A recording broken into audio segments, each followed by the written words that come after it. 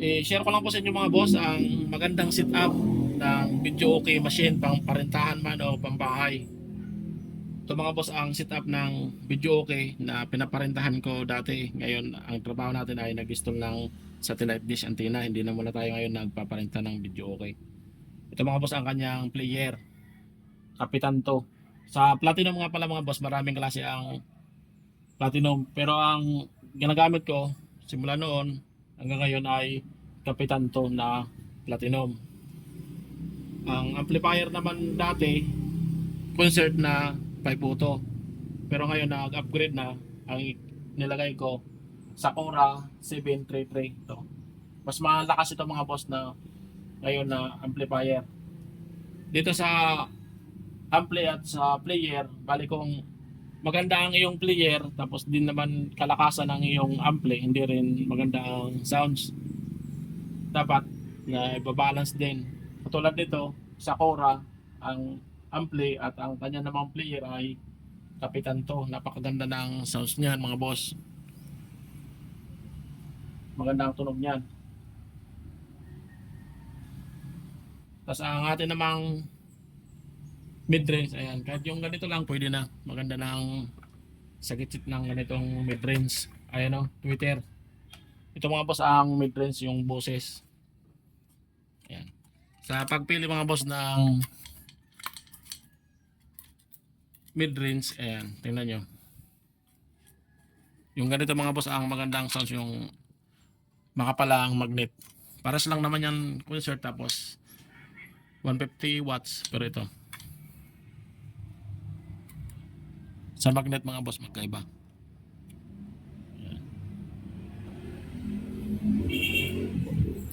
Ito ang magandang sounds na mid-range. Lalagyan lang ito mga boss ng resistor. Pero pag bumili ng video okay, may kasama na yung resistor at capacitor na 50 volts.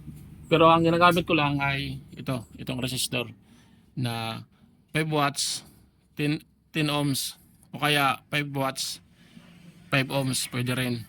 Kasi ito yung na 10 ohms, medyo ano na to, may bass pa, yung may bass pa, yung may kunting ano pa rin, iba pa rin ang tunog niya. Yan. Subukan mo na lang din maglagay ng 5 at 10. Balay pag kumpirmahin mo na lang kung alin yung mas maganda para sa iyo ang tunog. Yung 10 ohms o kaya yung 5 ohms. Basta 5 watts. Ganoon din ang nilalagay ko sa Twitter. Ito lang din na 5 watts, 10 ohms o kaya 5 ohms or 7 ohms. Mga boss, ito mga boss ang magandang sounds na ayan, mid-range. Tapos sa speaker naman natin, ito ang speaker natin na ipinalagay.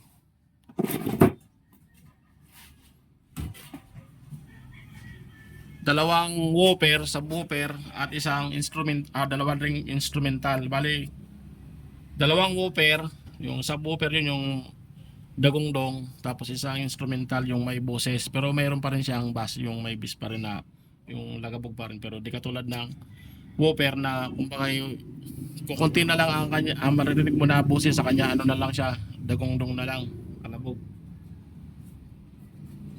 Ayan. Dalawang woofer at dalawang instrumental lang ilagay mo sa iyong video okay. Dito nga pala mga boss natin malalaman kung woofer o instrumental ang ating speaker, kung dito kasi may nakalagay. Pero kung wala nang nakalagay dyan, para malaman natin kung woofer o instrumental, dito mga boss, yung medyo ano siya rito, malaki ang kanya, andito nyo, medyo malaki, wala siyang step ano ba yung tawag dyan. Yan.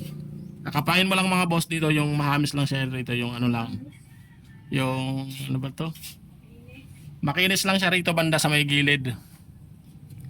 Ito ang woofer. Siyempre nga may nakalagay na woofer, pero kung wala naman, kapain mo lang rito. Yung medyo malaki, tulad dito yung dito niya, yan yung woofer. Yung dagundong lang. Bass lang sa bass. Ito naman ang instrumental. Ayan. Kung mapapansin nyo, meron siya rito ano bang tawag dito?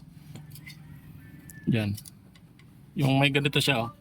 Yung ibang instrumental na speaker, dalawa yung ganito niya. Ayan. Ay mga boss. Woofer at instrumental. Malayan ka. Boss dito.